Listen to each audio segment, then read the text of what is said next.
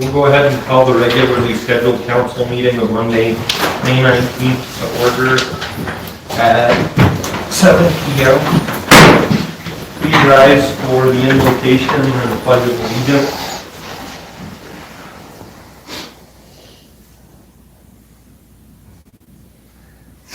Heavenly Father, as we gather for this meeting, we ask for your guidance and wisdom in our discussions. Help us to listen attentively to one another, speak with respect, and make decisions that honor you and serve the common good. May our hearts be open to your will and our minds focused on finding solutions that benefit all. We pray this in Jesus' name. Amen. Amen.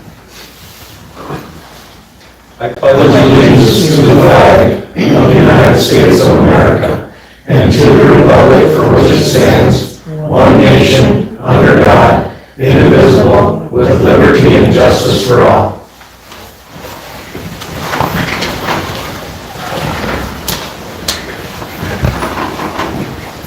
Council, I need to add a few amendments to the agenda. I'd like to add, under citizens business verbal, Jimmy Wisniewski with the Chamber of Commerce in regard to fireworks. And under committee and council member reports, I'd like to add a mayor's update for the Boys and Girls Club,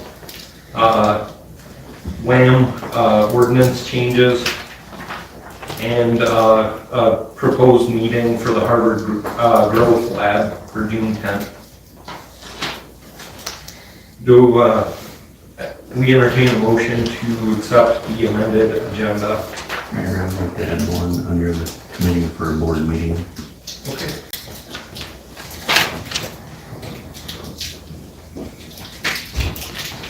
Mr. Mayor, I make a motion that we approve the amended agenda. Second. We have a motion properly seconded. Is there any discussion? Is there any discussion? Is there any discussion? Hearing none, all those in favor signify by saying aye. Aye. Aye. All those opposed signify by saying nay. Motion carries. Do we entertain a motion to approve the minutes of the regular meeting of May 5th, 2025? Do we have a second? Second. We have a motion properly seconded. Is there any discussion? Is there any discussion? Is there any discussion? Hearing none, all those in favor signify by saying aye. Aye. All those opposed signify by saying nay. Motion carries. Do we have any nominations for recognition? No nominations for recognition. We'll move on to certificate of recognition, and we have none.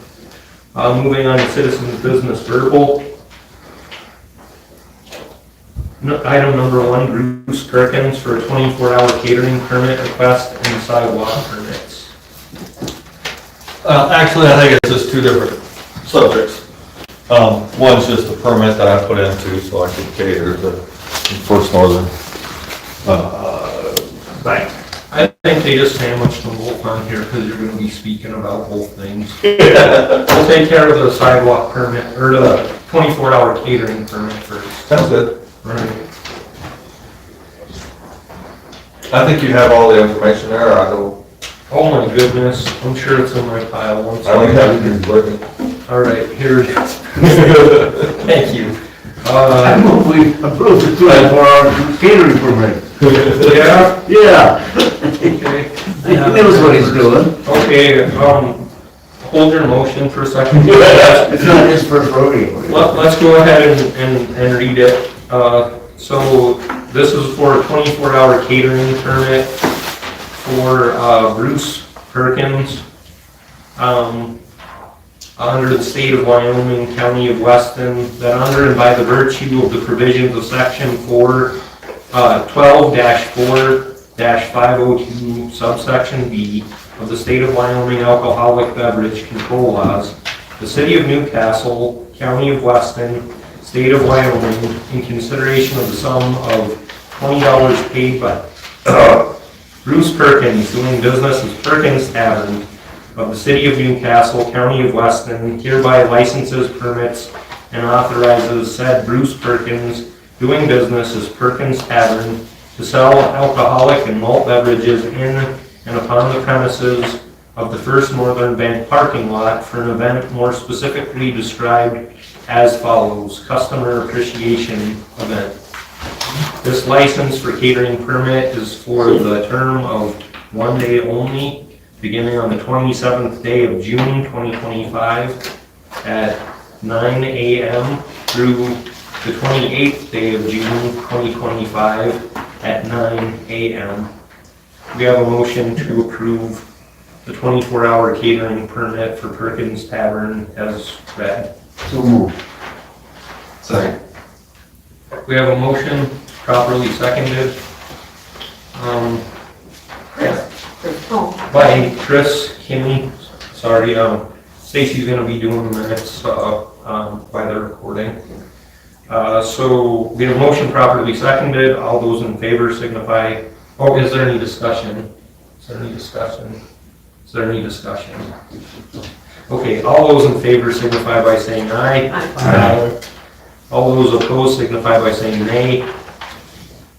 Motion passes.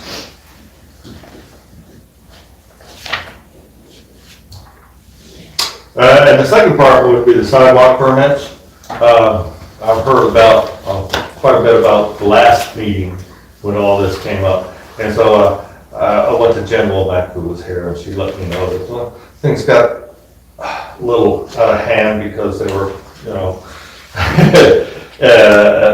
but the thing was, it's, you guys were talking about it, you're thinking about it, and went over to the zoning committee because they thought they already had something on paper basically to help cover it, and it's supposed to come back here in the next couple meetings. Am I correct? This is kind of basically what happened. You're talking about the last meeting getting. We were just gonna charge, what, $25 for per Quarter. A quarter, yeah, for 3 months for the businesses to use the sidewalk. It's still in discussion, and you're looking at zoning and everything else, I think. Didn't we send that to the zoning, the planning Did they? zoning? I think last meeting that we Mr. Bartlett discussed. had some information that he was going to look into. So, Mr. Bartlett's in attendance. What do you got for us, Chuck? Nothing as of yet, but going back through all the old records from planning commission, because that was one thing that Becky Vonnegut had said, was that it was discussed back in 2018, 2019. So I'm still looking back through all of those files, trying to find that paperwork. actually, it's just, as a business owner, I don't see why not. Sturgis does it. I mean, everybody around here, Custer does it, everybody does it. And it could be a beginning of a good source of income for the city. I don't see any problems with business owners doing it, except for, you know, good times, bad times, hard times, easy times, you know, cash flow, a whole bit. So you're gonna get some saying no. Myself, I say go for it. But it's also a responsibility that the city council's taking on to enforce the ordinances that pertain to that property, which basically I'm talking about is the bicycle and scooters and stuff like this, which I've had problems in past years of kids just running through crowds right in front of the place. And police officers not doing anything. You know, it's hard to enforce. It's not even put up on a sign, you know, which everybody could read, I guess, but it should be posted, I think, on Main Street.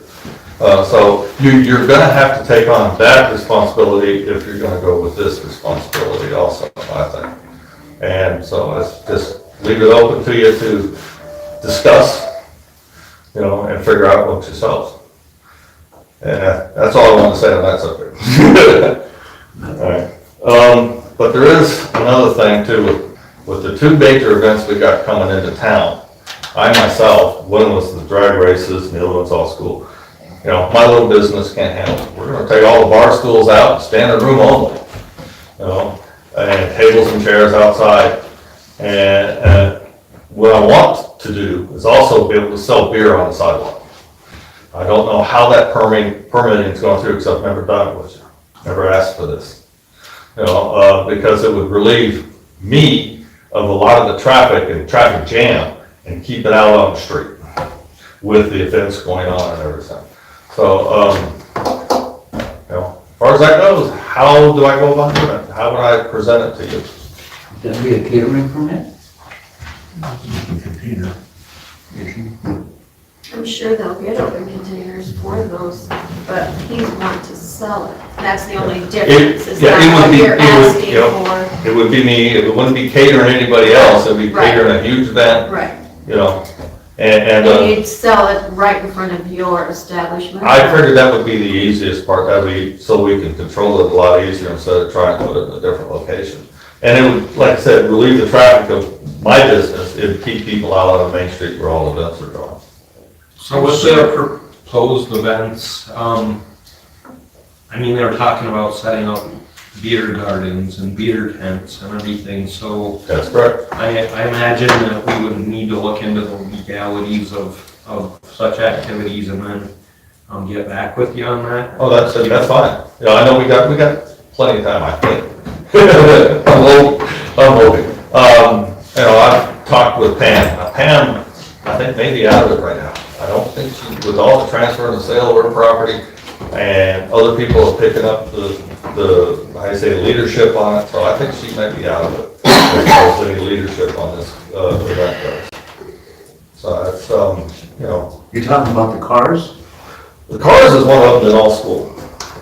Both of them are gonna be so jam packed on Main Street that, you know, I would like to do same thing on both of them, be able to serve beer outside. Big old bin with ice cold beer, and here's a can of beer, you know, type thing.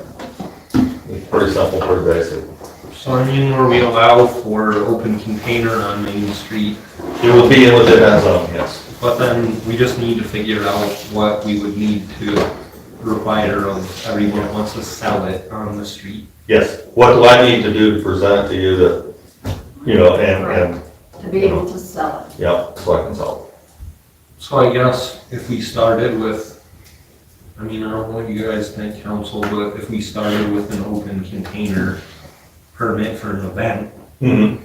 and we could start there, and then we can see what the legalities of actually selling it. on the If I have to buy, you know, another catering permit, I'll do that. You know, if I have to buy a special permit, if it has to go through the liquor division, you know, let me know.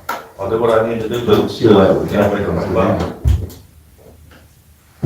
You got to open the container, that just about covers it, but selling it, yeah, I think you should probably want to stay on your steps there, it's your property. Well, it's easier for me to control it too, Yeah, you know, because I can always stand right there at the door, look out the door, take care of the bar, look out the door, you know, it's back and forth. So the bartenders would be doing it there and in the bar. So, you know, my trained staff will be taking care of it. well, we'll look into the matter and then get back with you, Bruce. That's it. All right, thank you. Thank you. Moving on to citizens' business verbal, item number 2, Jenny Wisniewski, about fireworks. What's been going on for so many years now is that is a concerted effort to destroy that nationalism. That is to take away the ability of a country to operate independently from a global, you know, construction. And so Trump's come along and if he, and I, you know, I'm always worried about what he's actually doing. Certainly appears like he's sincere, and he is in large measure disconnecting the United States from that global organism, and allowing it to prosper. You know, the way it. I mean, he's headed that direction, and I am, you know, very, for the first time in years, optimistic about how this might turn out. Moving on to citizens' business verbal, item number 2, Jenny Wisniewski, about fireworks. Hi, I'm Jenny Wisniewski. I'm the Vice President of the Newcastle Chamber. I'm here to ask for the council's help for fireworks. I'm not sure anybody knows, but fireworks has been a struggle raising the funds as a chamber.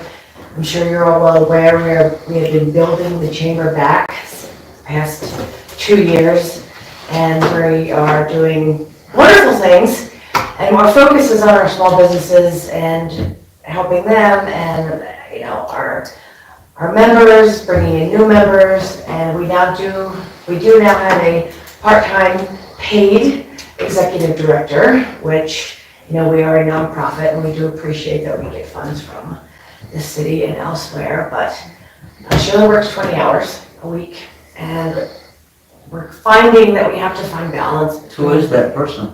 Tia Kessler.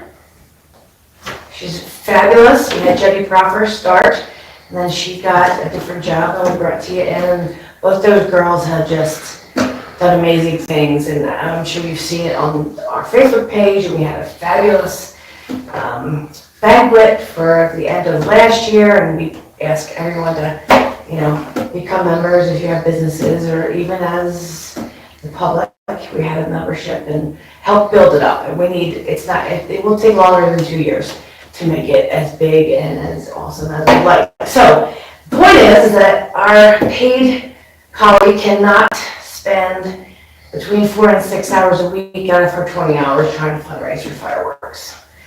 In the past, I've heard we've had statements put in, or inserts put in First Northern Bank statements. I've heard that it's been 1 or 2 people.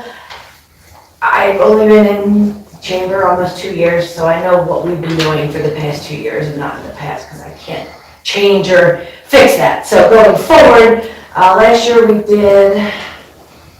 had a tip night at Brazers, but between all of our lives on the chamber, we have kids and we have business owners on the chamber, you know, it gets tough. So out of 55 businesses that we have asked for donations, we had 5 businesses so far, and we have almost $2,000.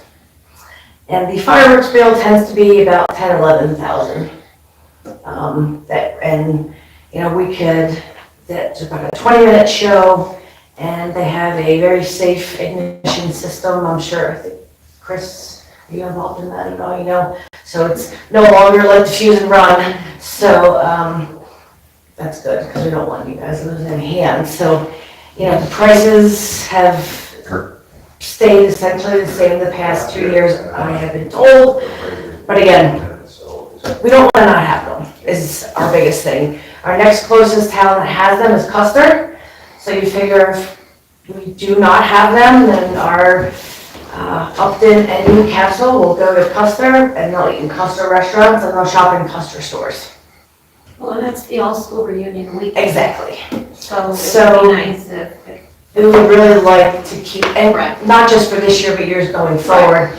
But what's gonna happen next year will be a whole nother meeting that I'll come back and I'll go over what we think should happen When do you next plan to shoot off your fireworks? July 5th. July 5th. Saturday, that's a Saturday. Yes, so they're doing that not on the 4th, but they're doing it that Saturday due to the all-school reunion. And we are praying with all this nice rain that they will go off. You know, in years past, it's been too dry and they have to call it, but I think last year they went off with a bang. And this year we're hoping again with all this rain that they will go off. So I brought it to Ty's attention, and I'd like to hear if you could So, help me in any way.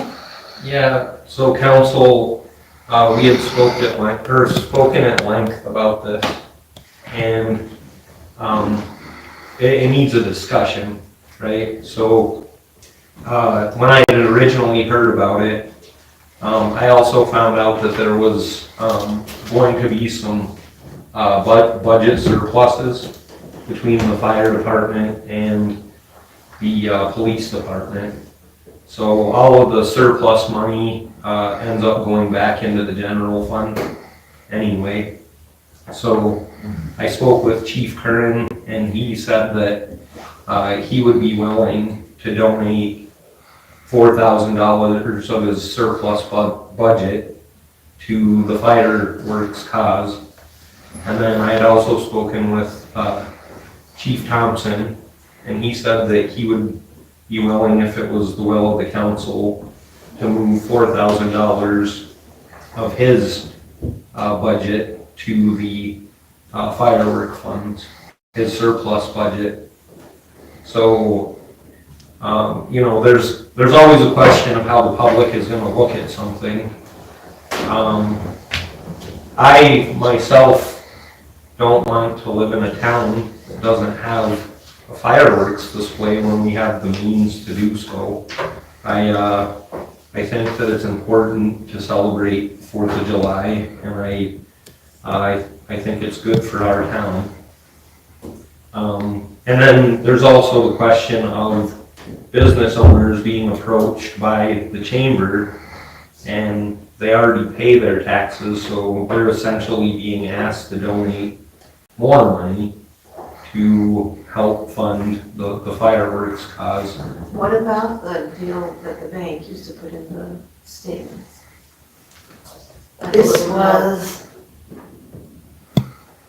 I remember getting those in right, my statement. apparently that they They raised, haven't done it? they raised $50. Oh. So, that was, and that was way before I was involved. So I had just tried to like ask some past member or board members, you know, what did you do? And it really, like I said, I got several different stories that the chamber always did it, and then I got stories the chamber just started doing it was in the past 5 years, and just, I don't, whatever was done in the past, unfortunately, we don't know for sure, and we don't wanna keep continuing having to ask our businesses when they give so much already. They help us tremendously within the chamber, you know, with the banquet and things like that. And then they also pay to be a part of the chamber. And, you know, our goal has been to show our local businesses that we are all about them and bringing business to Newcastle, keeping business in Newcastle. So sometimes, and just like you said, Mayor Owens, it's like, we're kind of stuck between a rock and a hard place. Do we ask the public, do we ask the business owners? But then we ask the city, and then the city helps us, and then people might be upset that the city is funding. It's like, we're not in a win-win. We're gonna make someone get upset somewhere. But we wanna keep that as less as possible, right? Let's have some fireworks, not worry about it. Right, yeah. But we do want to keep them in Newcastle, especially with the reunion, and then it's been, apparently I was told, at least 37 years of fireworks. Correct me if I'm wrong, but that's a pretty long time. So we would like to continue that. So through my discussions today with some of the people I discussed this about, it also came to my attention that some of the satellite communities in the hills, some towns, you know, on the other side of the border, they fund their fireworks, the town does. But then some of the towns, it's donated because they have some kind of rich entrepreneur or something that ponies up the dough for it. So there's different ways that different communities handle it, but I would rather people be upset and have a nice fireworks display than be upset and not have a nice fireworks display. So I'm just wondering if it's the will of the council that we move $4,000 from the police department's surplus budget and $4,000 from the fire department's surplus budget to fund the fireworks display this year for the city of Newcastle. Do we require a motion to do that? Yeah. Well, I hope that we do that with one stipulation. I'd like to see Chief Thompson and his police department and the fire department get some credit, around your little posters or whatever you're gonna do. Sure. That's important. So it's Yeah, kind of a goodwill towards the people, that would be our Absolutely. police department and our fire department. Yeah, we always showcase our fire department, I believe, online and things like that when they do the fireworks, and so, yeah, absolutely. We have a motion on the floor. Second. You have a second? We have a motion properly seconded. Is there any further discussion? How much did you say you had in that account? Close to 2,000. So that's 8, 9, 10. What does it really run? Firemen? We've been spending between 10 and 15,000. Because I've got access to some all-school reunion money, so I could give some this year, but it could be an ongoing. No, and that was another thing that, the mayor and I discussed, is that as a chamber, we have been discussing other ideas around, the fireworks, and whether it's gonna be fundraising, whether we come and ask that the city pays for it going forward, but we're gonna have a much tighter presentation, after, I would say after the summertime, just because there's a lot of things coming through, but we don't want it to be every year, please help us. Right, Because right. that's just not how it should be. Right. And we have. And I don't have that much money, but I do have some. Well, that's very, very appreciated, so thank you. But we definitely want to make sure that this fireworks stays ongoing and that we don't have to, come in here and say, again, we need help. Right. So just know that I will be coming back with a plan. Good. So is there any further discussion?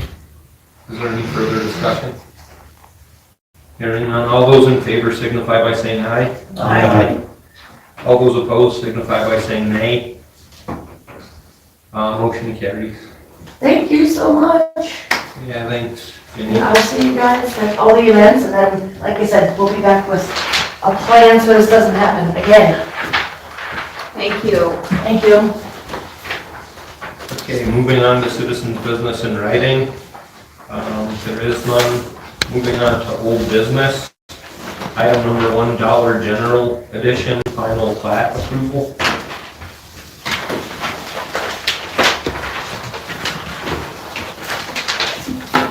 Several months ago, we did the annexation for the Farnsworth property.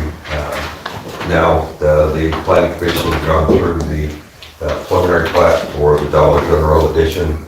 We got the final plats. We've been back, they've been through that, and basically, the planning commission recommends that the council approve the final plat. And as we look at this plat, that little chunk is where the Farnsworth building is, and it is not being annexed. Basically, the whole The new store.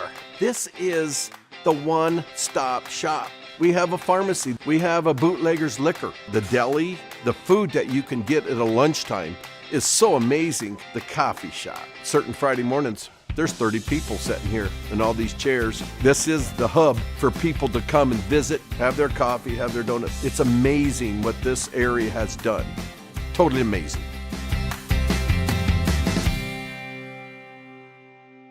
the final plat. And as we look at this plat, that little chunk is where the Farnsworth building is, and it is not being annexed. Basically, the whole piece of property is annexed.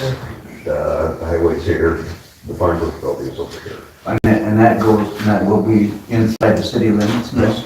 Yes. Thank you. Are we annexing lot 1 and 2? Yes, Okay. it's already been annexed, and that's part of the subdivision.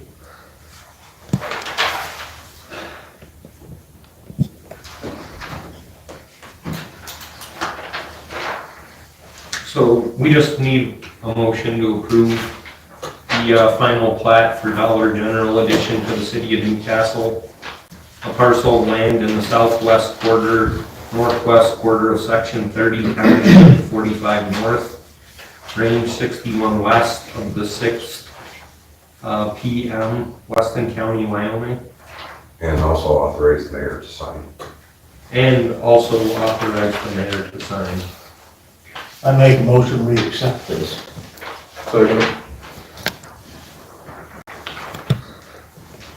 With the mayor to sign it. Sure. Okay. We have a motion from the floor. Do we have a second? Second. We have a motion properly seconded. Is there any discussion? In your time, With these people and discussing all this, is that old building coming down? No, not at this point.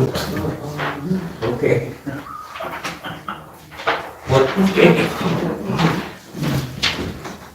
What's that? I was hoping that old building was gonna come back. Is there any further discussion? Any discussion? Okay, all those in favor signify by saying aye. Aye. All those opposed signify by saying nay. Motion carries. Thanks, Chuck. Thank you. Remember what I said, didn't it? Kurt. No, does that happen?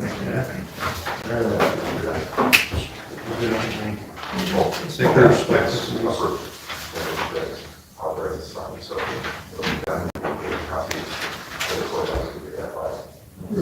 Okay. Moving on to new business, item number 1, Cambria Community Church zone change. Is that a you thing too, Chuck? The Cambridge Community Church is requesting a zone change from R1 to CO, so they can put in a coffee shop. They're trying to generate enough funding to keep their youth group going. And so this was one of the options that they had, was try to, I guess, have a coffee shop. The Planning Commission, I guess, approved, or recommended to the council that the zone change be approved conditionally. One of the fears we have is that being it's going to CO, we want it to be used for what it's used for now, a church and a little coffee shop. If they should happen to sell that piece of property, we want the property to resort back to R1, so that the neighbors don't have to put up with some kind of other business that's operated in CO. Who's that, please? You can have a conditional zone change. I guess, what does CEO generally entail? I don't recall. A lot of general business. Okay. So is this basically just a conditional variance for that specific property, or is it actually does it entail some of the surrounding areas as well? That's the whole 2 blocks, or 2 lots. Now this part that's marked in yellow, that we're gonna have the coffee shop? That's the Cambridge Church's property. Okay, so how come we just can't say that, okay, you guys got CO? And the rest of it stays just R1 like it is? Because there's also requirements for area wise. And in order to get to be CO, they have to have both lots. You know, and actually it's, has to meet a certain area. No, I'm clearly confused. In order to do some zone changes, like from R1 to this different zoning district, it has to be a certain size. Oh, okay, now I get it. So where actually will they put that coffee It'll shop? be on the southeast corner of that. The building's sitting there now. I saw it's in that alley behind the church. Next to the, Yeah, okay. And that's where it will be. Yes. So it's actually outside of the building, in like a trailer or Yeah. something? Yes, it's a totally separate building. Oh, okay, totally separate building.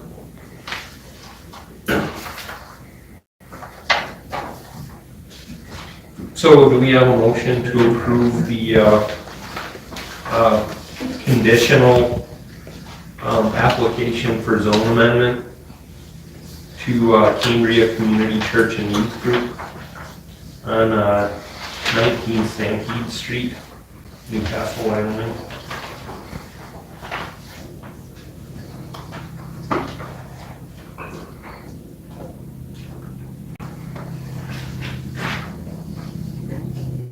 I so move as long as it's conditional that it reverts back to R1 if it fails. So we have a motion, do we have a second?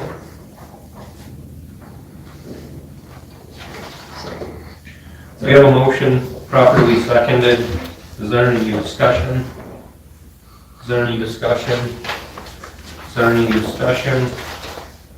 I hope it works. I hope that they're able to supplement their income enough to be able to to keep the space and keep the building. I think it's pretty important that they have that there. So, all in favor signify by saying aye. Aye. All opposed signify by saying nay. It would be the only coffee shop in that area. Motion carries. And I'd like to say that Tamara Allen apologized for not being here. She's Stacy's sister, with her father passing away. They weren't able to be here. Yeah, well, our condolences to the family. All right, thanks, Council. So, moving on to new business, item number 2, WAM 2025 voting delegate. So you'll have a land insert here, and it has a registration form on the back. Are any of the council interested in traveling down to their business meeting and being a voting delegate on June 12th?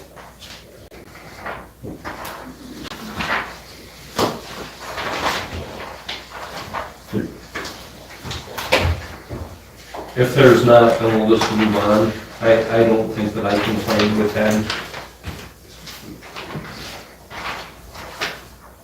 Anybody interested on the council? Doesn't appear. I can't. Okay. We'll go ahead and move on then.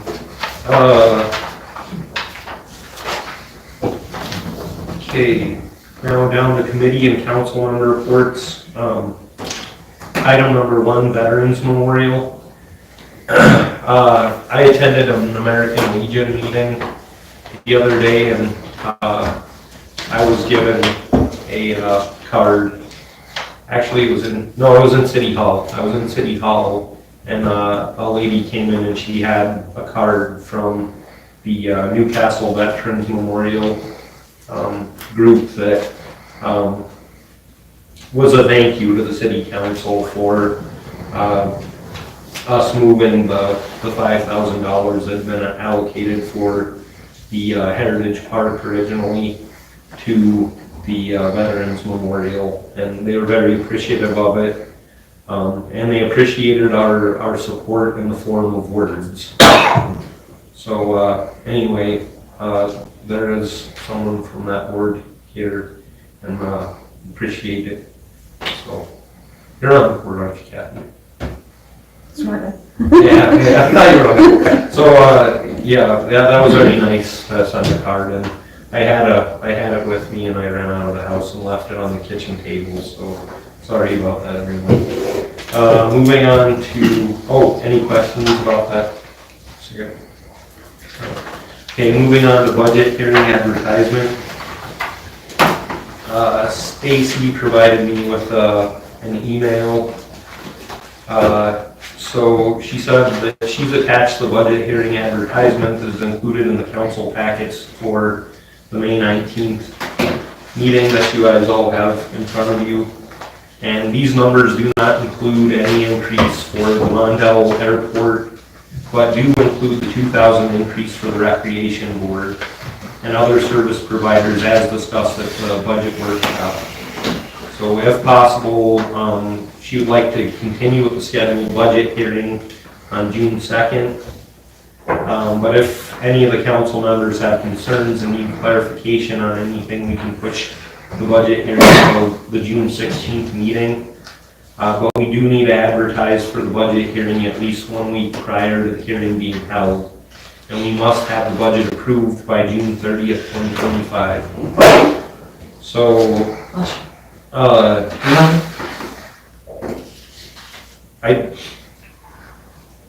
I think that, is your report done? We could just jump to your board meeting report, because it has to do with the recreation.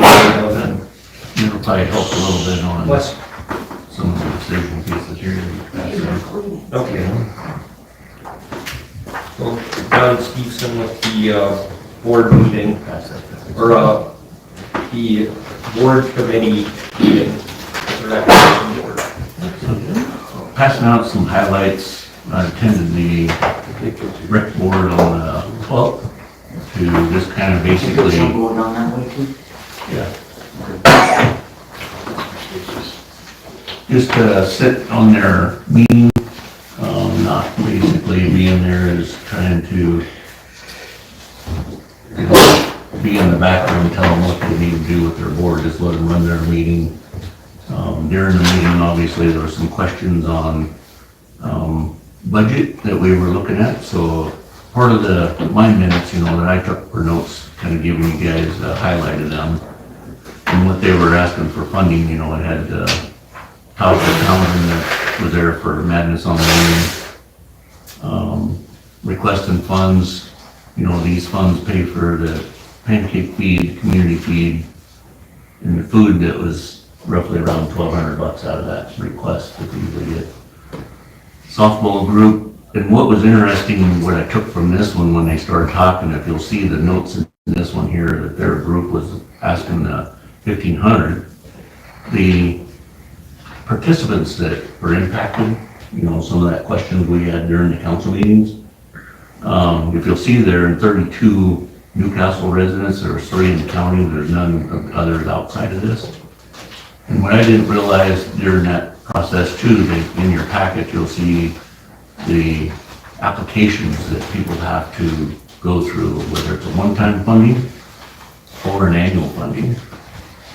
And when I was reviewing this, on section 5 of that, it specifically tells in there how many number of people that are affected in the Newcastle area, how many people are coming from the county area or outside of the area. So to me, I think this is good information that they could be providing there in their budget.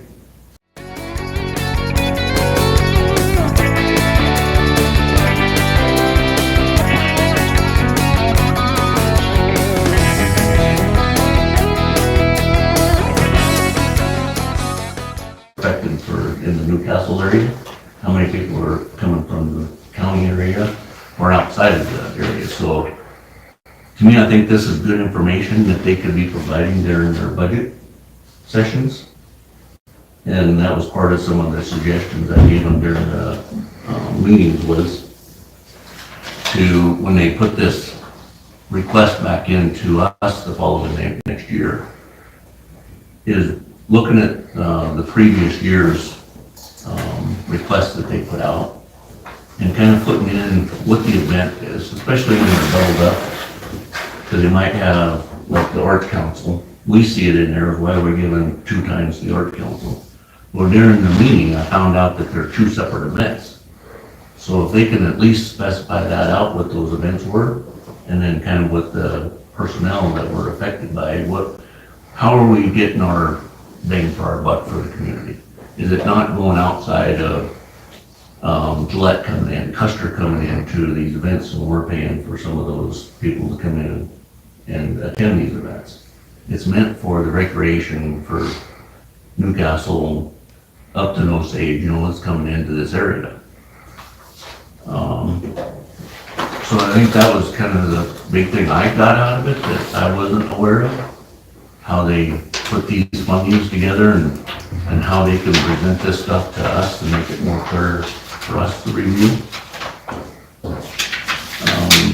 Kind of down through the bottom of this, you know, to look at the other requests considered, what they were looking at. In our budgets, you'll see that they do Weston County Fair. That's some of the events that's going on there. And then one of the events they have there is actually the Family Fun Night. I believe it's on Thursdays that occur. So they sponsor like things like the grease pole events that a lot of the community attends. And when we don't see that detail, you know, that's where we ask questions. No, I take my kids to the Weston County Health Services. Yeah. Like I said, you know, the Arts Council, they requested twice this year. One of them was for the woodworking and art show event. The other one's a street dance family fun night. So I think when they put these in here and we add that description that's kind of bulleted underneath them, helps us when we're making a decision for funding.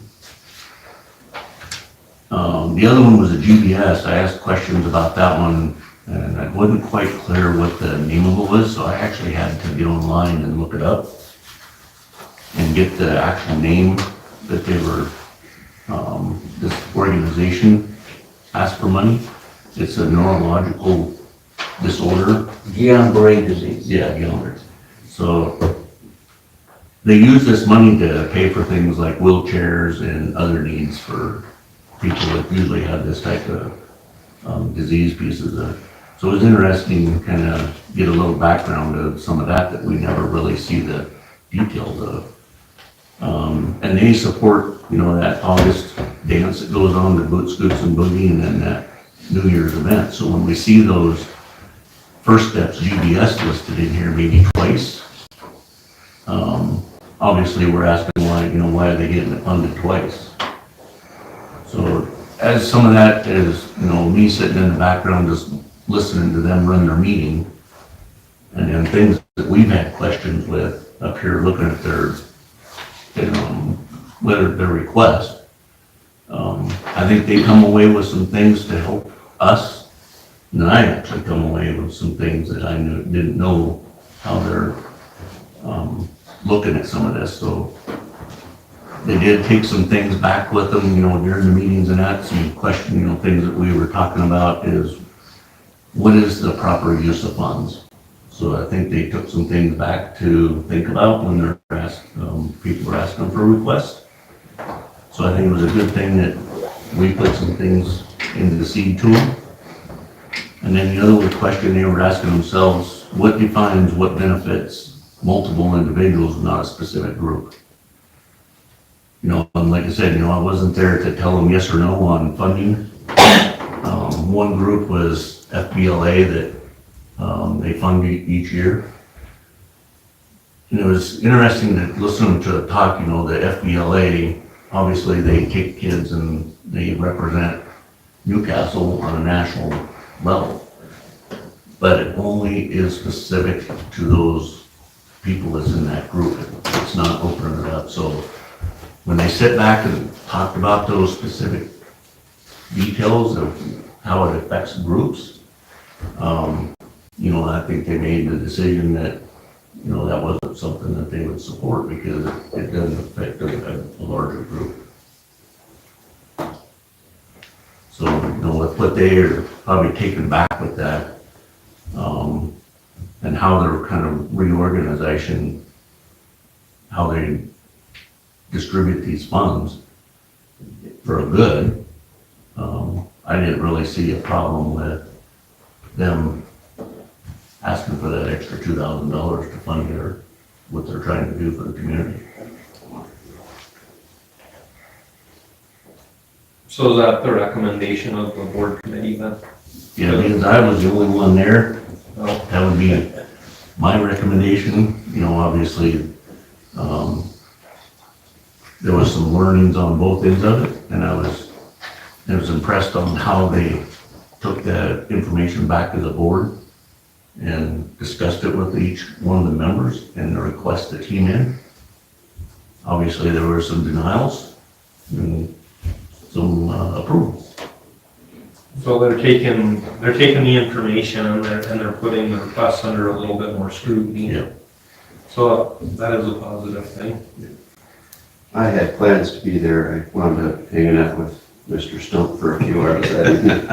Oh, I heard about that. Should have stuck around for the whole night. Well, that sounds like it was a positive meeting then. It was.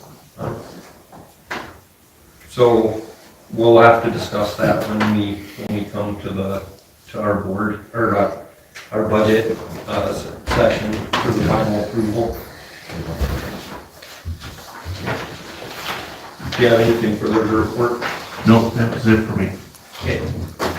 So we'll jump back to the budget hearing. Given that piece of information, I think that we're probably on par to have our budget hearing at the June 2nd meeting. So, if I may, Mr. Mayor, Yes, to sir. go along with this, I had some questions on a couple of our service providers, and had a couple emails sent out to get some clarification. One was on the Children's Center. As you read their budget request, you know, they talk about their a regional 3 development that encompasses Weston and Crook County. And part of their funding, they have to have a 3% match, and they talk about just Newcastle and Weston County. So my question was, does Crook County and the cities within that provide funding? The director of the Children's Center got back, had a very detailed explanation as to how all that's broke down. I was very satisfied with that. So I felt good moving forward with that one. My other one was with the Humane Society. As I was reading through that, I noticed that there was a line item in there for $15,000 for wages. And I was just wondering who was getting paid in that, and what I got back was there was a weekend person and one other person that is getting paid this $15,000 for kind of the care and different things like that. So I wasn't sure where those wages came in and what that looked like. And I didn't know if anybody else on the council had any insight to that.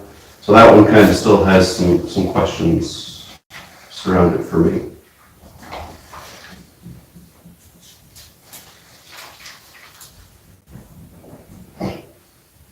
I once asked that same question. Well, and that's fine. It was my understanding that the Humane Society was all volunteer. So I was just curious as to where these wages came from. They pay for their weekend part-time help. To come and clean the kennels and clean up all the dog do and everything. So whoever's holding the contract does pay somebody part-time to clean up the kennels and feed the dogs and stuff. Okay.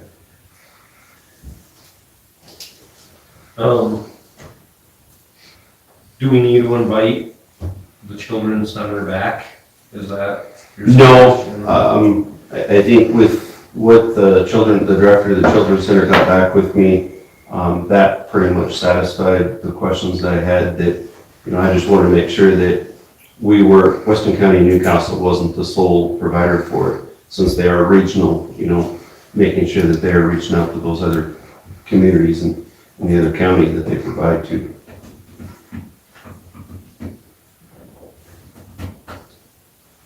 Okay.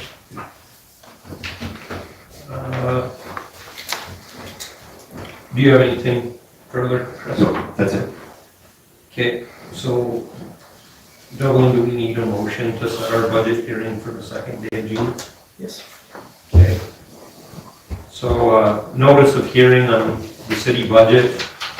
Notice is hereby given that a public hearing on the proposed budget for the city of Newcastle, Wyoming for the fiscal year ending on June 30th, 2026, which is now being considered by the council of said city, will be held at the chamber of the city council on the second day of June 2025 at 7:15 p.m., at which time any and all persons interested may appear and be heard respecting such budget.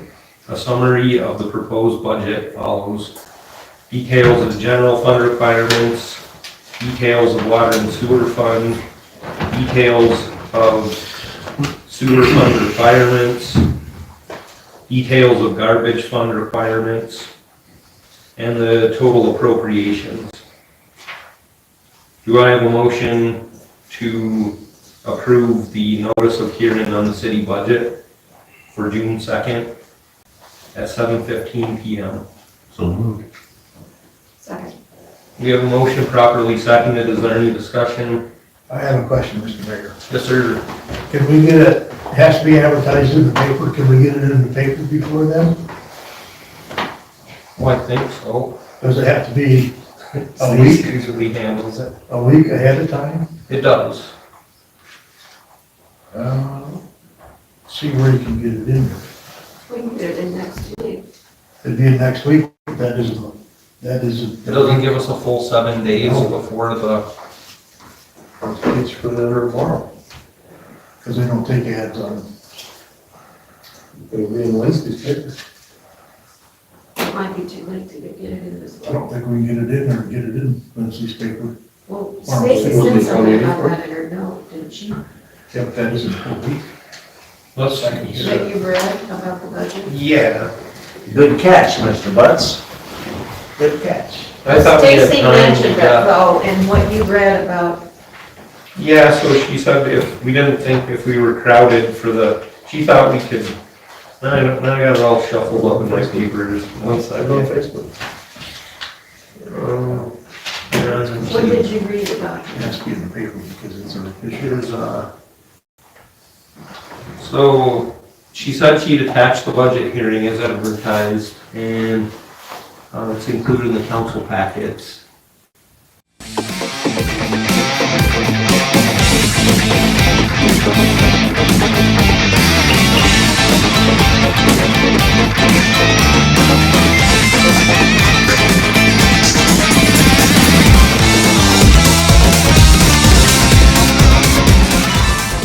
So she said she'd attach the budget hearing as advertised, and it's included in the council packets.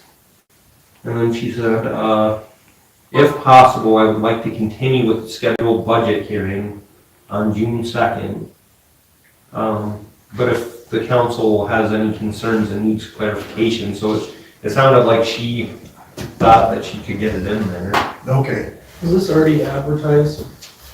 I don't know, actually. I'm She's not asking for us to approve the June 2nd. I mean, we had to agree with that tonight, right? That's what she wanted us to do Right. tonight with the packet. Right. So maybe So- she can call them in the morning and get it in. Yeah, is Stacy gonna be back to work tomorrow? Does anybody know? I don't think so. From what I understand, yes. Okay. Well, I think we should just go ahead and vote on it and then see if it's a go. And if not, then we might have to pull it back. So what would that require, Dublin? Would I have to call a special meeting or something if we needed to pull it back? If we weren't able to make timeframes? Well, we'll make the 30th of June. That's when the deadline is, isn't that what she said? Yeah, so we would have to have it in the council, meeting of the 16th. So, It just says that the summary of the proposed budget shall be entered into the minutes, and the governing body shall publish the summary at least 1 week before the hearing date in a newspaper having general circulation in which the municipality is located, if there is one, otherwise by posting the notice in 3 conspicuous places within the municipality.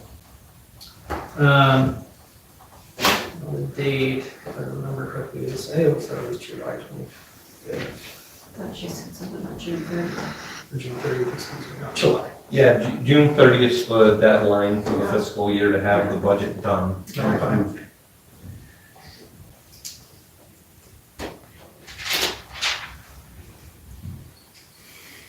I think we'll be good. I mean, the 30th, was 25th, but it's the 30th or the 25th, so we're gonna run into that end budget point. Is that on the bottom here, published one time, May 22nd, 2025? Okay.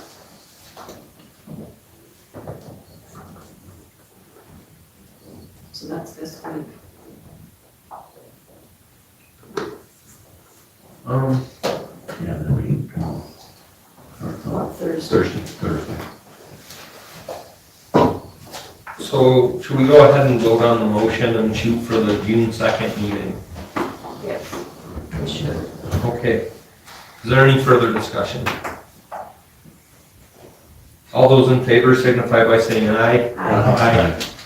All those opposed signify by saying nay. Motion carries. We'll shoot for June 2nd at 7:15 PM. Okay, now, just a quick update on the Boys and Girls Club. I was able to get a hold of Tammy Allen, and she's willing to come and sit down with the Boys and Girls Club Gillette director, and with the Boys and Girls Club National to see what it would look like for her organization to work with Boys and Girls Club. So, but then I tried to follow up with the Gillette director, and she's on maternity leave now, so I might have to talk to somebody else. But I have a message left, and they're gonna follow up with me. Does anybody have any questions about the Boys and Girls Club? No? Okay. Moving on to WAM ordinance changes. All of the ordinance changes that we had discussed at the last regular council meeting. We were talking about trying to find a community that had an overhaul of their ordinances, which I think you said something about Sundance had done that or something, Devlin? Yeah. I had requested from our other office the copies of that. Apparently it's a longer document, and so Milo will be getting that to me at some point this week, I'm hoping. Okay. And then I had also reached out to Justin Schilling with WAM, and he told me that he could look into that for us and see what other communities had done. And then we had a kind of a long discussion about some of the ones that we'd already proposed getting rid of, you know, that violated the Constitution or just simply weren't enforceable. And then he talked about, you know, there are some ordinances out there that are from antiquity. So like some communities, the one example he liked to use was that you can't walk your dog on Sunday. That's like an ordinance that one town had on the books. So he said that he'd look into it and he'd get back with me. So I'll provide further updates when I get more information. Then the final item, Harvard Growth Lab. I've been in touch with Randy Harlow with the Wyoming Business Council, and she proposed a date of June 10th to do a walkthrough with the members of the Harvard Growth Lab in our community. So where it's not a meeting where we're making decisions or anything, any of the council's welcome to attend if you'd like to. I believe it's on Monday the 10th. Tuesday. Is it Tuesday? Okay.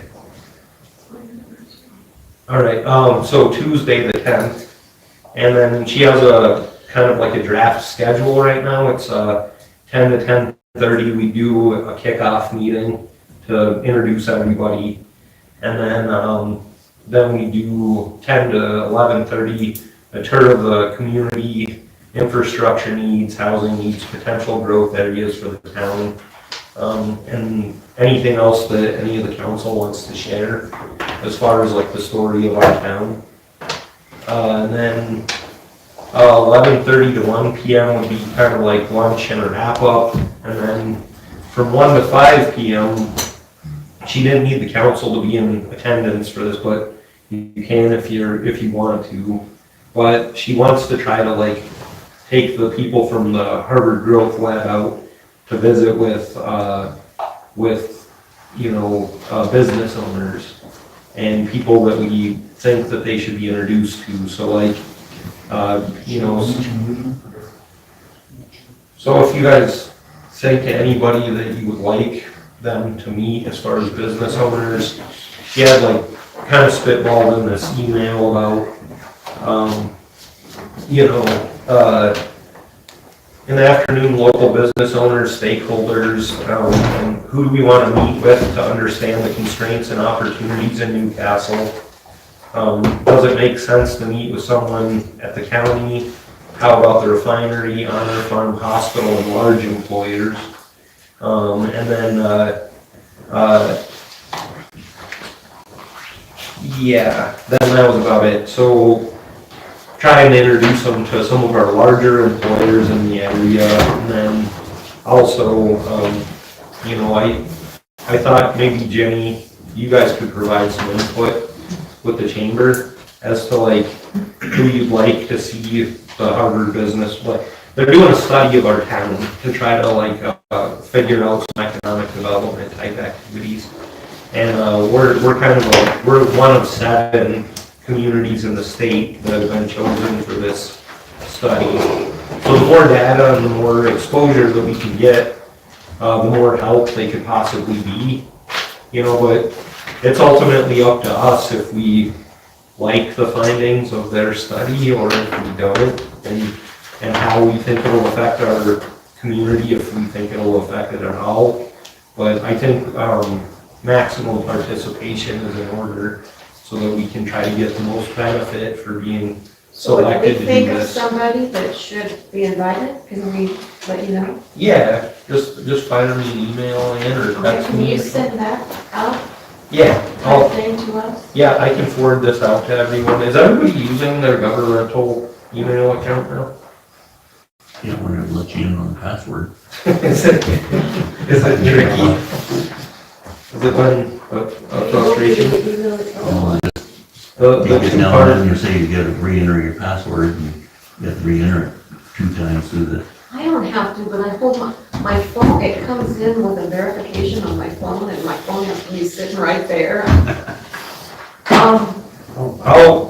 I'll provide more detail and then whatever you guys can provide. So me, when I'll it's, forward when you it. say it starts at 10 o'clock, does that mean here? Yeah, we'll probably meet it at City Hall. Okay. Yeah, and then Randy and them will show up and then we can go out and tour Main Street. Yeah, because I'm interested in that. Yeah. Sounds cool. Well, it's kind of our meeting, so like, Yeah. whatever we make of it, Does anybody else have any further questions? And I will provide follow-up and send the email out, and then, any ideas are appreciated.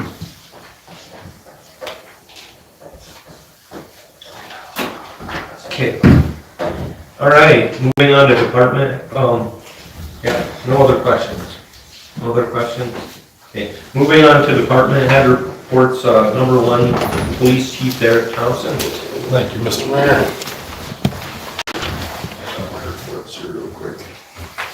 Thank you.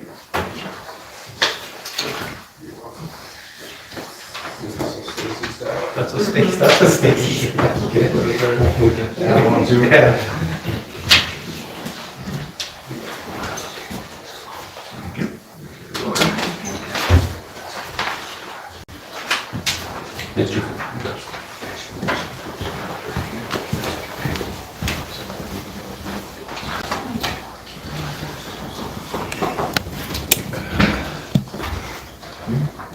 All right, my first item is calls for service between May 5th and May 19th of this year. Newcastle Police Department, 171. And I attached the breakdown on the second page. Weston County Sheriff's Office, 115. Upton Police Department, 0. Newcastle Volunteer Fire Department, 9. Weston County Fire Protection District, 3. Upton Volunteer Fire Department, 0. Newcastle Ambulance, 22. 14 of those in Newcastle, 5 in the Weston County area, 2 in Upton, 1 in Osage. Upton Ambulance, 11. My second item here, we did job interviews last week. We have 2 candidates which we would like to extend a conditional offer of employment to. And I'll just go through what I have here, and then if you guys have questions about anything as far as details I can provide, I'd be glad to tell you what I know. Would like to offer a conditional offer of employment for the position of police officer to Cameron Henson with a starting wage of $21.07 an hour, a 1-year probationary period, and the condition of must successfully meet, pass, or complete all requirements set forth by the Wyoming Peace Officer Standards and Training Commission and the Newcastle Police Department, with a start date to be determined. Council, do we entertain a motion? I'm over, we hire Officer Cameron Henson on a temporary basis, 1-year probationary period for $21.07 an hour. In addition to the weekly printed version of the newsletter journal, we also promote our community and share important information on our award-winning website, newslj.com, and in our weekly email newsletter, Nuke Now. We also connect with readers through various social media platforms and invite you to check us out on Facebook, Twitter, and Instagram. You can even take a look at a recent meeting of the City Council, School Board, or County Commission on our YouTube channel. We do hope that you will go to newslj.com and subscribe today, and we look forward to making all of our great content available to you. But regardless of your level of support, we thank you from the bottom of our hearts for doing your part to preserve a free and independent local press. I move that we hire Officer Cameron Hanson on a temporary basis, 1 year probationary period for $21.07 an hour, and that he successfully passes all requirements of our department in the state of Wyoming. Second. With the start date to be determined. Yeah, like that. Okay, and a second. Okay, we have a motion properly seconded. Is there any discussion? Do we know anything about him? A little bit. He is from Gillette. He's looking to relocate over here. He does have a very limited prior experience. He's looking to stay in this industry, and the two things about him that we talked about, just to get it out of the way right away, was, are you willing to relocate here? And he said he would like to get through the academy first to make sure everything goes well, and then he would relocate at that time. And he was not sure if he was going to accept the offer for what we're paying. He said he didn't know if he could sustain his current lifestyle with that wage, which his current lifestyle is single, no kids, an apartment, and a car. So.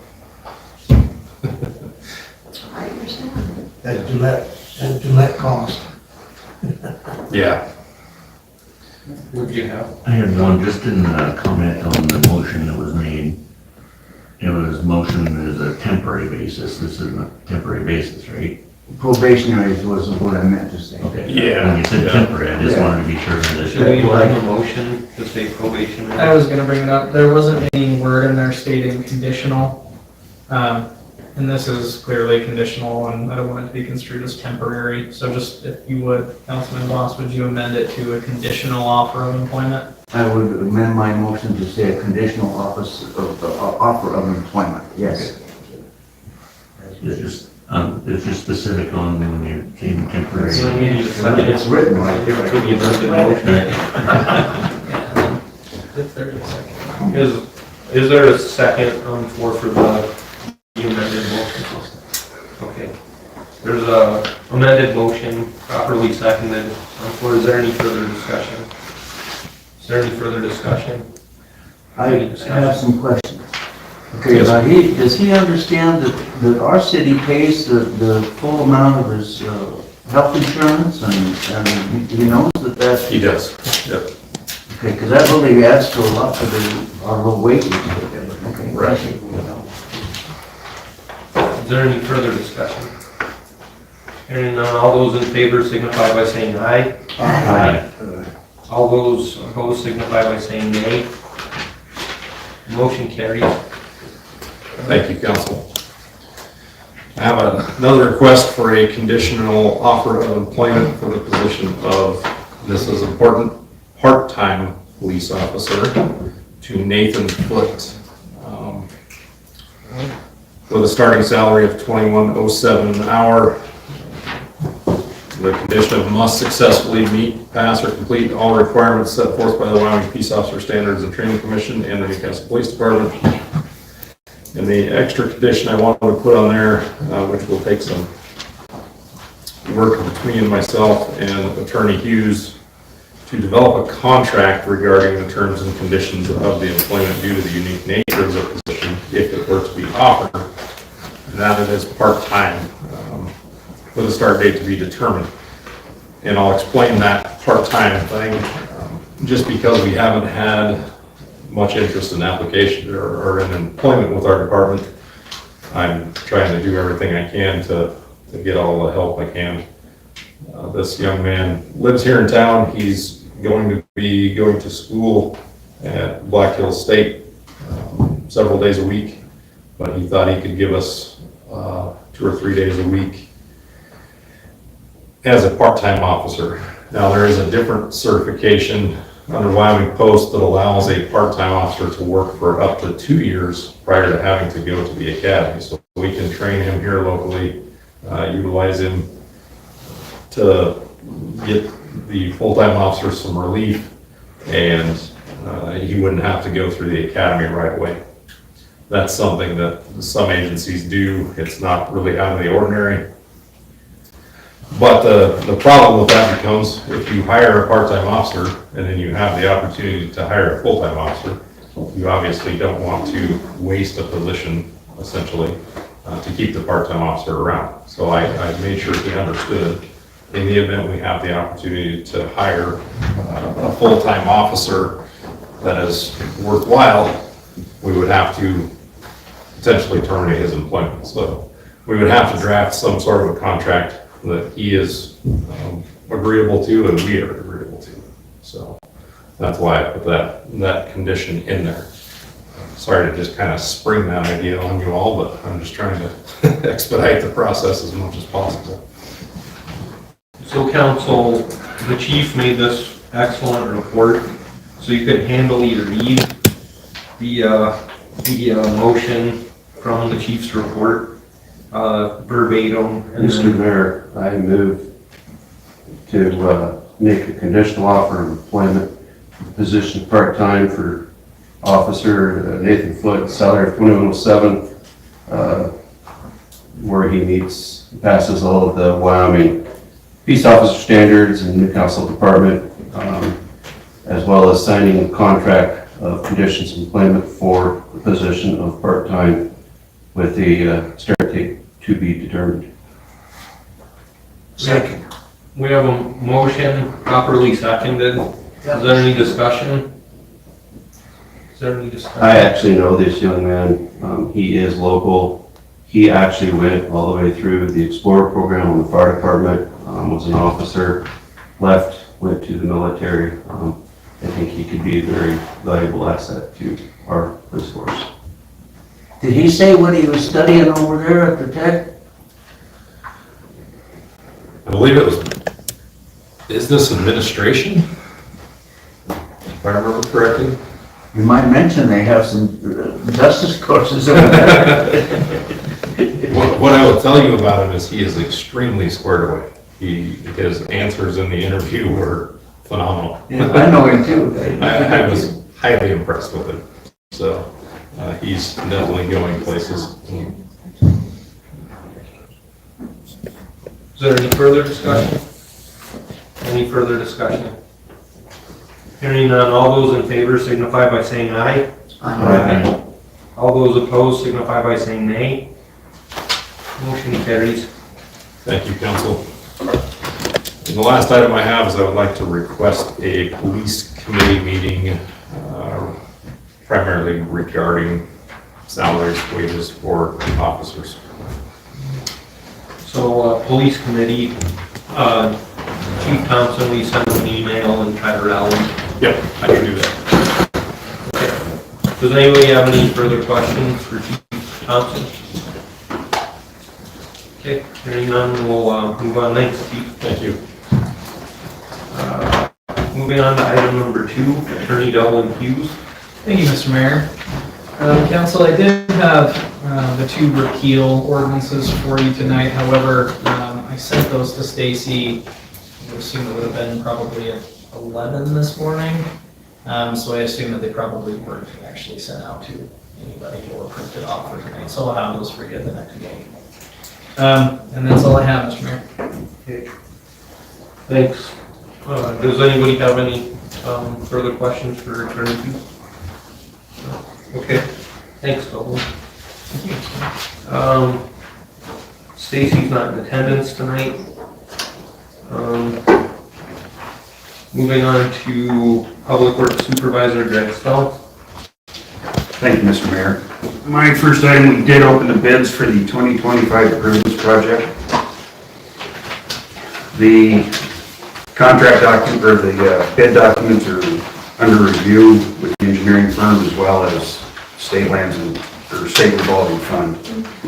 We have to have approval from state revolving fund before we can award the bid. We'll present the bid June 2nd. The next item, there are two letters. One for the West Railroad Street project, waterline project.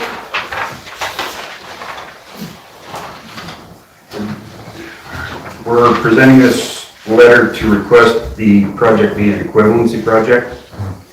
There are certain federal requirements that we'll have to meet, but we have to meet them anyway. What this does is this gives us the opportunity for 0% interest on our loan. Cool. So if we do the equivalency project, if we agree to the equivalency project, we get reduced interest rates for the next 20 years on that project.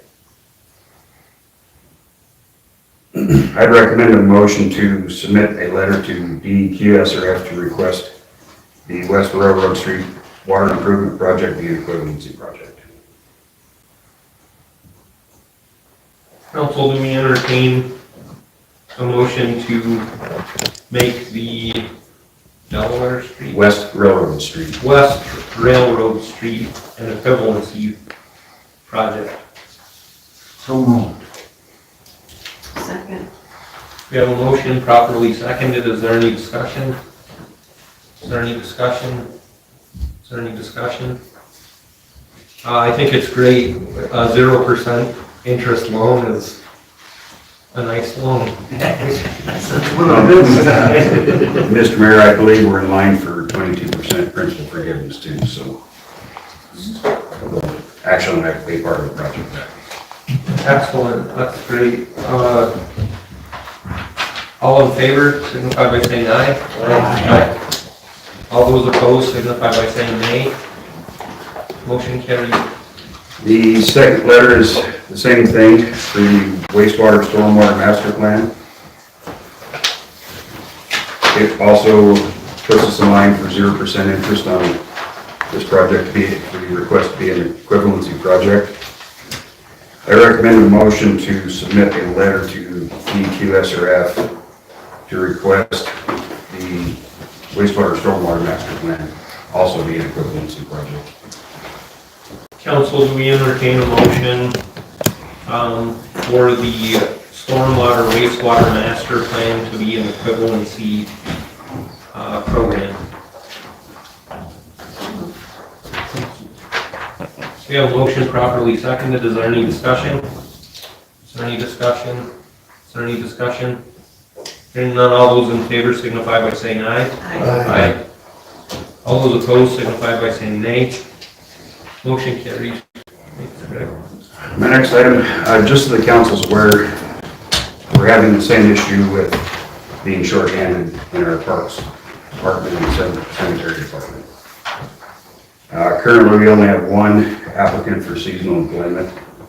The rest have moved on to other jobs. We basically have to make a plan to not take care of some of the grass we take care of because we just don't have the people to do it.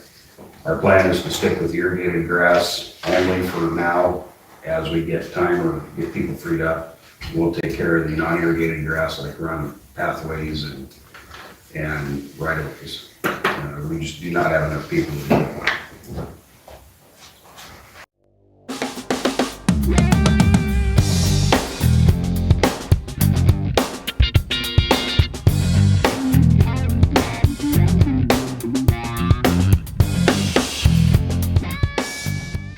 For now, as we get time or get people freed up, we'll take care of the non-irrigated grass like run pathways and right-of-ways.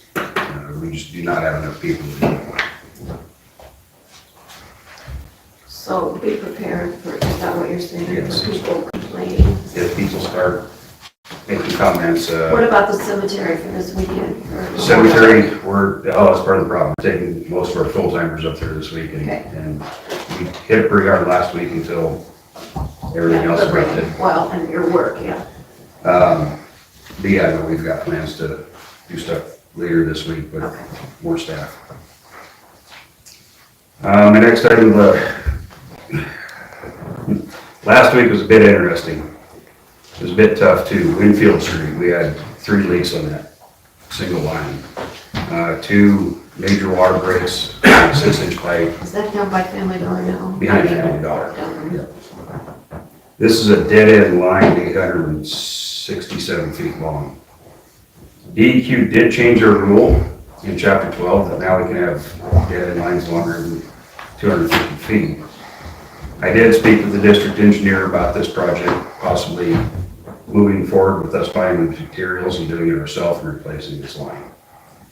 This is break number 7 on this line and 3 other leaks. So it's definitely seen better days. We would want to eventually loop this line in to the system. We've got to take care of some easement issues first to see if we can't get a place to tie this line into. Cost of the materials will be around $120,000. We figure it'd take about 3 weeks to a month to replace what we have currently with new pipe and try and avoid this. The other problem with this is when this line breaks, the only thing we have to shut off the feed to tank number 2. The only way tank number 2 is water. And because of the almost 40 hours we had to shut it down last week, we dropped tank number 2, the orange tank on the hill, about 12 feet. Took quite a while, it's still filling, we still haven't got it full yet. So the line that actually broke isn't as critical as the line that's feeding, but we only have one way to shut it off. So if it's the pleasure of the council, we'll move forward with plans to replace this pipe ourselves.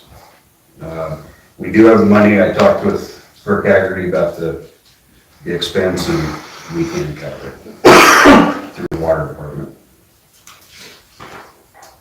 The pictures in there don't give it justice. We actually had, as Councilman Kenny mentioned, we had a gas line break in the middle of that. So we had to shut down for about 8 hours so they can fix their line. The first break we got done at 8:30 in the morning. The second break we finished up at 4:30 in the morning.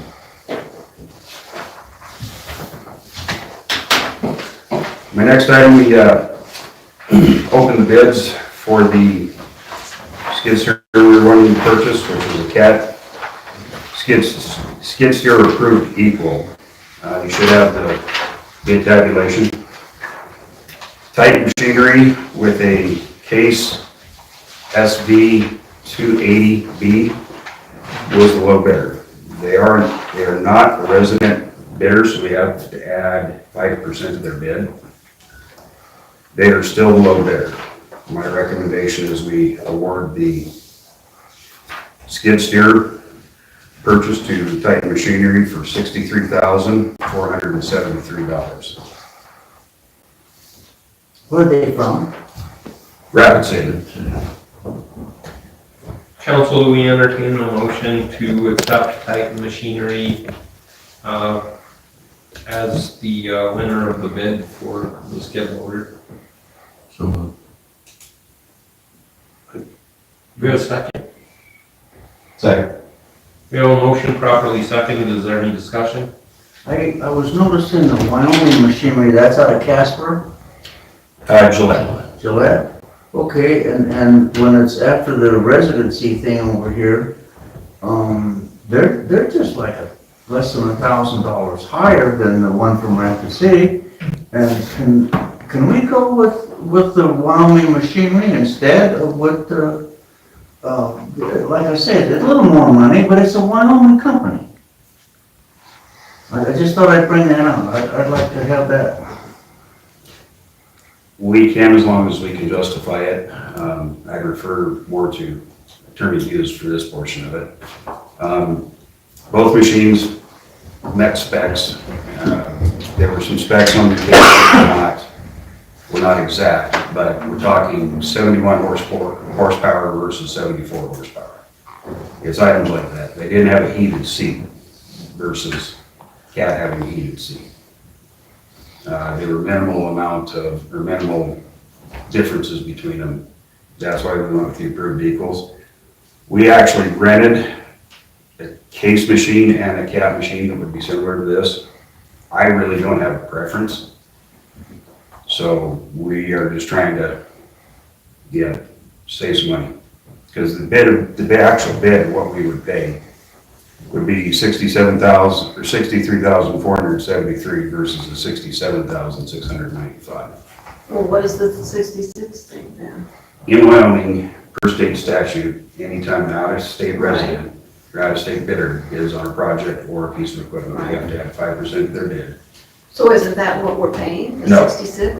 No, we're paying That's- 60. That's just to throw them like a little bit higher. If they came in low, it would throw them higher than maybe one of the local. Oh, To give preference to state, Wyoming State. oh, so we're paying the 63, so Tom, that is quite a bit. So we'll be paying an extra Yeah. $4,000 Yeah. for that. Yes. We're still in discussion, so we can still vote on the motion to pay.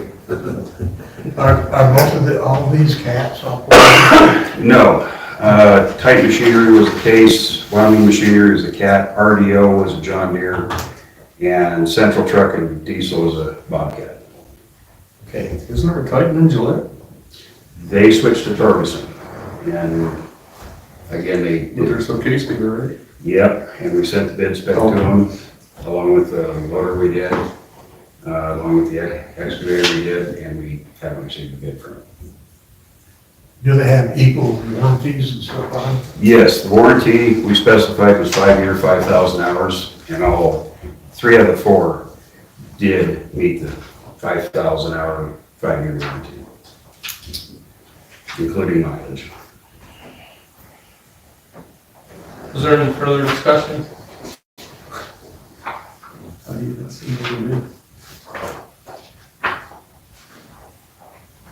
All those in favor signify by saying aye. Aye. All those opposed signify by saying nay. Motion carries. We're gonna go with Titan Machinery, a little better. The next item, Jonathan Hellberg has completed his required probationary period, 1-year probationary period. I recommend Jonathan Hellberg for permanent employment with a 50-cent raise for completing probation effective May 12th.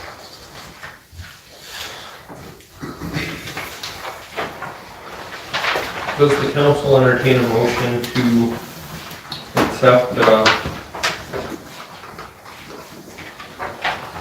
I'll make a motion that, we accept permanent employment for Jonathan Holberg and give him a 50-cent hour raise for completing probation effective May 12th.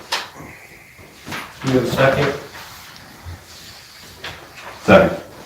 We have a motion properly seconded. Is there any discussion? Is there any discussion? Is there any discussion? Hearing none, all those in favor signify by saying aye. Aye. All those opposed signify by saying nay. Motion carries. Thank you. The next item, Jesse Redo has passed his lagoon test and has received his wastewater license. I recommend Jesse Redo for a 50-cent raise for receiving his lagoon license. I'm trying to remember the date. Give me just a second. Effective May 5th.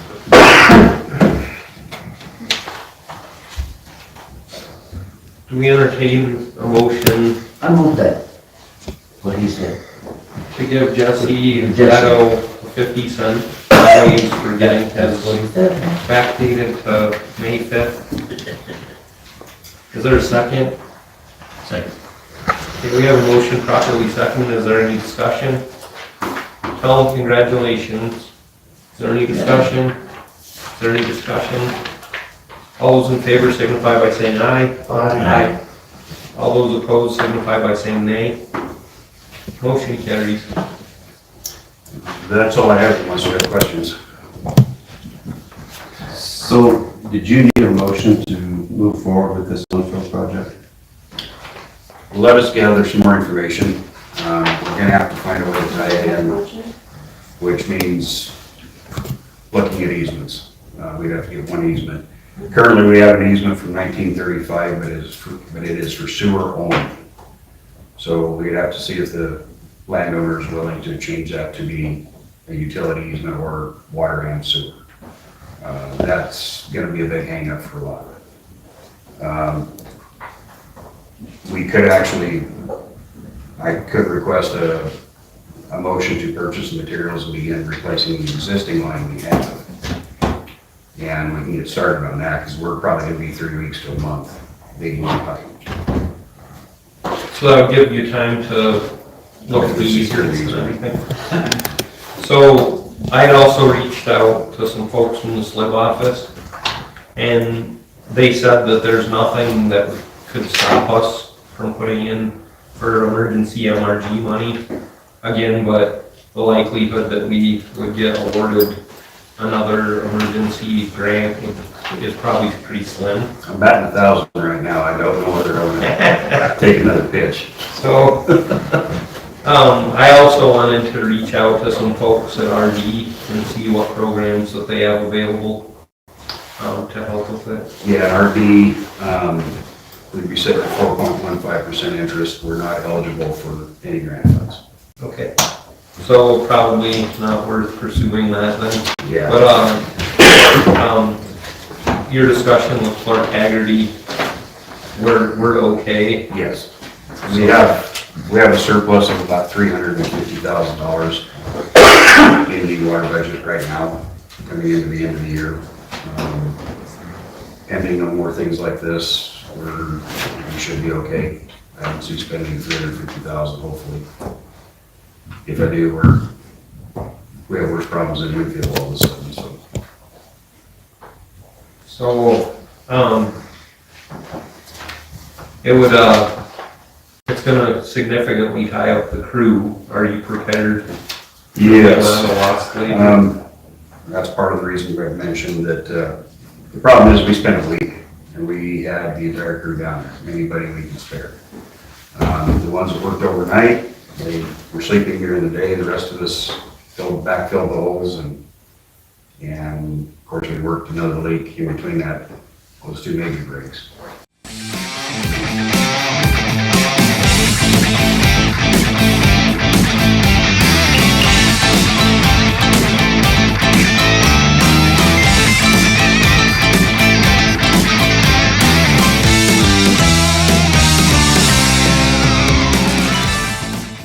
The problem is we spent a week and we had the entire crew down there, anybody we can spare. The ones that worked overnight, they were sleeping during the day, the rest of us backfilled the holes and of course we worked another leak in between those two major breaks. But we had everybody but the parks and cemetery and the mechanic and garbage truck driver on Wingfield last week. Pretty much every day. We really did not get anything else done. If this happens again, I mean, looking at the pipe and the condition it was in and the way it's starting to flake on the outside and come apart, it could happen again tonight. Because the one break happened, we replaced 25 feet of it. It blew, the second time it blew at the fitting we put in to connect to. And it blew a chunk out about 4 feet long, over out, almost half the pipe was gone. So, it's old AC pipe. We've already had 5 other breaks in this line in the past years. So, I mean, it's another aged pipe that needs replaced. So, just for the public that's in attendance, this is another example of the failing infrastructure and also another reason why it was necessary for us to raise the rates. So just, they just keep happening. So I'm sorry to hear that and thank the crew for all their hard work. We haven't finished up the work order on the one, but the first break cost the city $22,000 between labor, materials and everything. So. How many homes does that serve out there? You think? So 5 and 2 businesses. And actually we have to shut it off, we affect 3 businesses.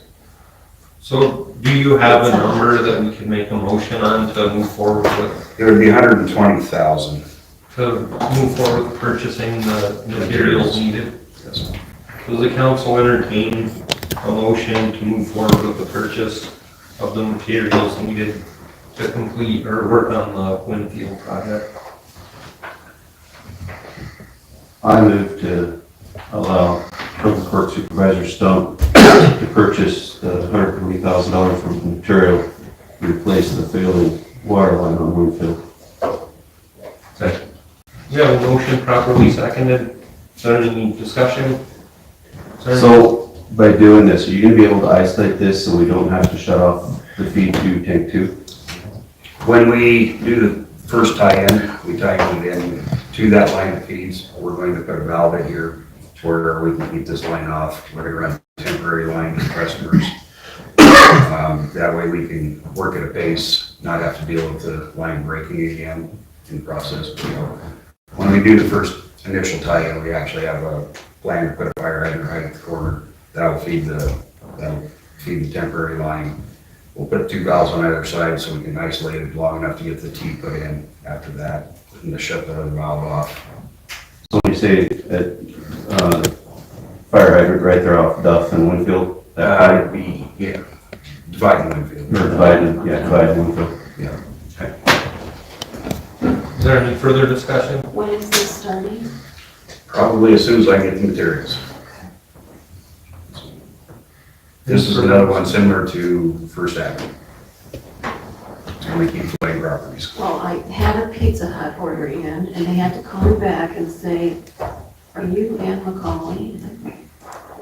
We can't get your pizza. That's the third business we affect. Okay. Any further discussion? Hearing none, all those in favor signify by saying aye. Aye. All those opposed signify by saying nay. Motion carries. Thank you. Is there any further discussion or questions for Public Works Supervisor Stump? I have one thought. On all the mowing that you have to do that you can't do and you don't have enough people, would it be worth our while to even think about maybe going out and finding like a soccer team or a wrestling team or somebody, and if their team comes and does the mowing for you, we donate to the team some dollars? Due to insurance, we're required to have them employed and they have to be over 18 years old. I was gonna ask about volunteer labor, Greg, but, so they have to be over 18, and do we have waivers or anything? If, in order to do that, we'd have to write job descriptions for the volunteer employee. We have, now there's a former city councilman that has a mowing business, and so does Casey Thorson. And do we have any money in the budget to hire these people? I just spent it.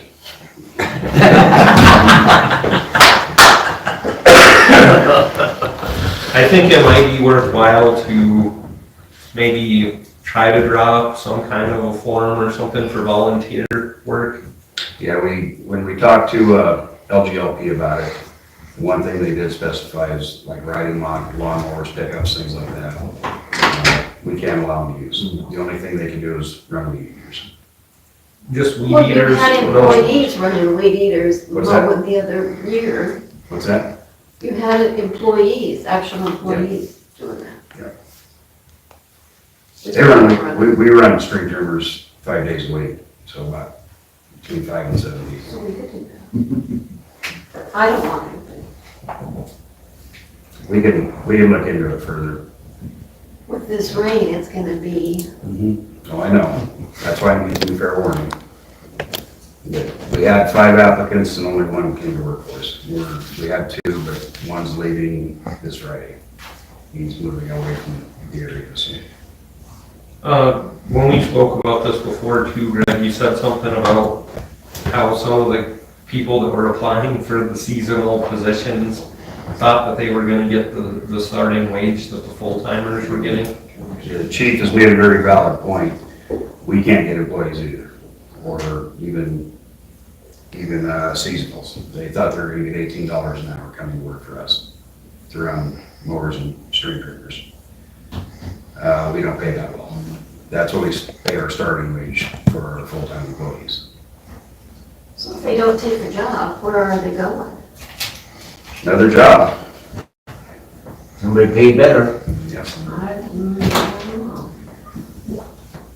Any further questions for, I have one thing to say, please, yes, Mrs. Longman? Mr. Mayor. Okay. You hire people to run weed eaters.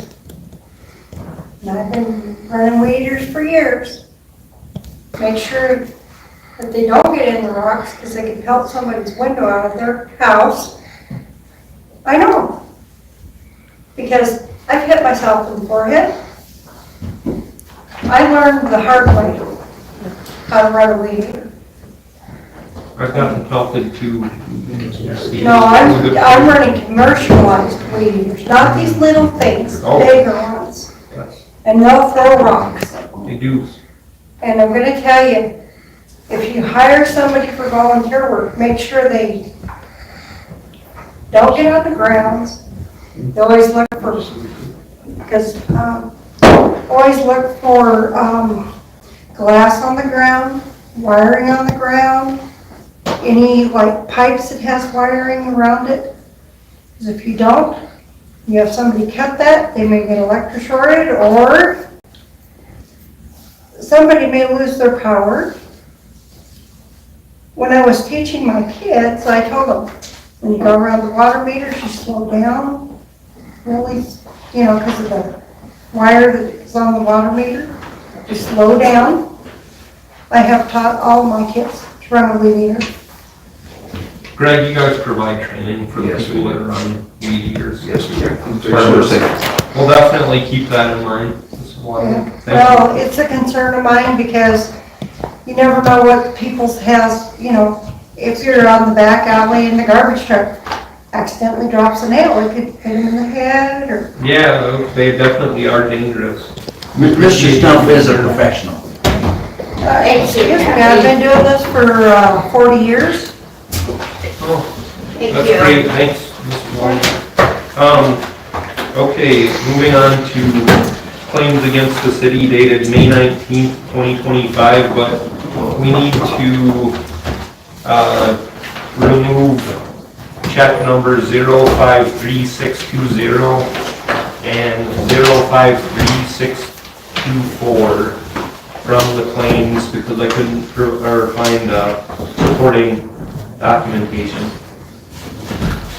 Well, Your Honor, I move that we pay the claims against the city with those said removals that you just said, that whatever check numbers those were. Okay, 053624 and 053620. Thank you, Your Honor. Okay, do we have a second? Second. We have a motion properly seconded. Is there any discussion? Is there any discussion? Is there any discussion? Hearing none, all those in favor signify by saying aye. Aye. All those opposed signify by saying nay. Okay, and then before we adjourn, I'd like to sneak something in right at the end. It kind of troubled me, the way I lost my pool at the last council meeting. So I got myself a little bit of training since then. So state statute 16-4-406 has to do with disruptions in meetings. Next time, I'll ask the participant, please be quiet. Give them another chance. At that time, I'll tap the gavel a couple of times, not beat it till it comes off of the handle. And then I will close the meeting until the participant has been removed, or we can reconvene in another location. So I don't really think that is an option for us. This is kind of our spot. So we'll have the participant either removed or we'll just have to pick up the meeting at a later date. So I'm still learning my role as mayor, and that was the first time I've been confronted with somebody that was out of order in that manner. So I'll try to do better in the future. And then we all know Stacy isn't here tonight, and my condolences personally, and I'm sure the council feels the same way, go out to her and her family, and they'll be in our prayers. So, with that, do we have a motion to adjourn? So moved. Second. We have a motion properly seconded. Is there any discussion? Is there any discussion? Is there any discussion? Hearing none, all those in favor signify by saying aye. Aye. All those opposed signify by saying nay. Motion carries, and we are adjourned at 8:45 p.m.